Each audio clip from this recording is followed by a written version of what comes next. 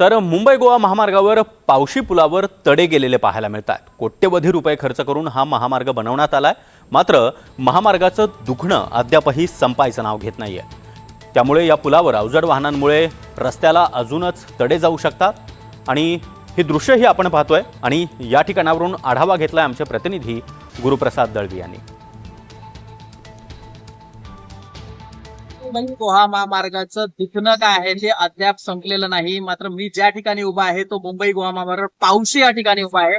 मी आपल्याला काही जे दृश्य दाखवत आहेत, या ठिकाणची ही जी दृश्य आहेत, या ठिकाणी बघा अगदी हे पावसाचं ब्रिज आहे आणि ब्रिजवर या ठिकाणी रस्त्याला तडे गेलेले पाहायला मिळतात। म्हणजे या ब्रिज आहे आणि या ब्रिजवरचे हे जे तडे आहेत, म्हणजे गेली कित्येक महिने संबंधित जो ठेकेदार आहे तो मात्र या ठिकाणी डागडुजी करत आहे, परंतु या ठिकाणची जी मात्र डागडुजी आहे ती मात्र त्या ठेकेदाराने न केलेली पाहायला मिळते। कारण या ठिकाणावरून अगदी वाहने वेगात वाहने असतात, त्यामुळे जर समजा एखाद्या वाहनाचा इथे फार मोठा अपघात देखील घडू शकतो। अगदी हा ग्रामीण भागातला रस्ता कुठला नसून हा मुंबई गोवा महामार्गाचा आहे आणि मुंबई गोवा महामार्गाचं हे जे चित्र आहे अद्याप तसंच आहे।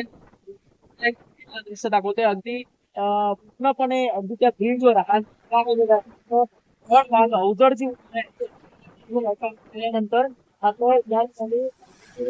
तडे आहेत ते फार मोठे होऊ शकतात आणि अपघातही देखील होऊ शकतो। त्यामुळे संबंधित प्रशासन हे नेमके जे तडे आहेत ते कधी दुरुस्त करणार, जे प्रवासी जे देखील आहेत ते प्रवासी या केलेल्या तडांमुळे संताप व्यक्त करताना आपल्याला पाहायला मिळतात। कॅमेरा पर्सन अक्षय गुरुप्रसाद दळवी, NDTV मराठी, पावशी, सिंधुदुर्ग। वाशिम जिल्ह्यामध्ये सलग दुसऱ्या दिवशी अनेक भागांमध्ये मध्यम स्वरूपाचा पाऊस झाल्यामुळे खरीप पिकांना मोठा दिलासा मिळालाय। गेल्या 15 दिवसांपासून पावसाची प्रतीक्षा करणाऱ्या शेतकऱ्यांच्या आशा या पावसामुळे पुन्हा एकदा पल्लवित झाल्या। त्यांच्या चेहऱ्यावर एक प्रकारचं समाधान पाहायला मिळतंय। दरम्यान हवामान खात्यानं पुढील 2 दिवसांसाठी येलो अलर्ट जारी केला आहे। जिल्ह्यामध्ये अजून चांगल्या पावसाची अपेक्षा शेतकऱ्यांना आहे।